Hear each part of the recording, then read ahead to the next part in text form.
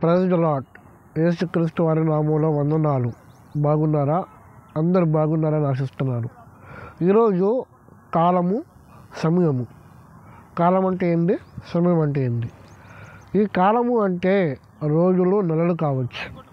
సమయము అంటే నీ జీవితంలో గడిచే ప్రతి సెకండు, ప్రతి నిమిషము, ప్రతి గంట, ప్రతి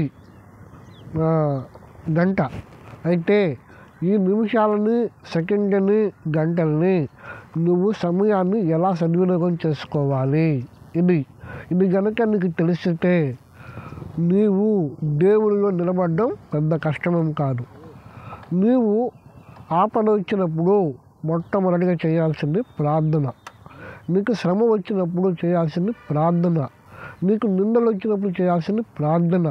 నీకు అవమానం కలిగినప్పుడు చేయాల్సింది ప్రార్థన.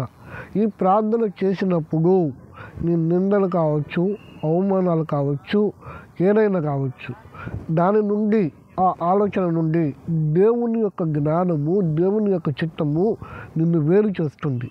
ఆ దేవుడు ఎప్పుడైతే నీతో మాట్లాడడం మొదలు పెడతాడో అప్పుడు నీ జీవితం సరిచేయబడుతుంది.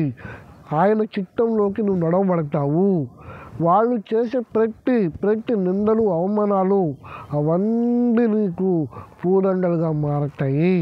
అప్పుడు దేవుడు నీ కొరకు చేసిన త్యాగము ఎదుట ఆ నిందలు, అవమానాలు ఏది కూడా నిన్ను కదిలించలేవు. అందుకే మొదటిగా పిరికిగా ఉన్న పేతురు కూడా తర్వాత స్థిరమైన రాయిగా ఎంచబడ్డాడు. మొదటిగా పిరికిగా ఉన్న తోమా కూడా తర్వాత భారతదేశానికి వచ్చి సువార్త ప్రకటించిన దిద్దుమ అనే తోమా వీరుడయ్యాడు. అలాగే నీ జీవితం కూడా ప్రభువునందు ఆశీర్వదించబడాలని కోరుకుంటూ వందనాలు.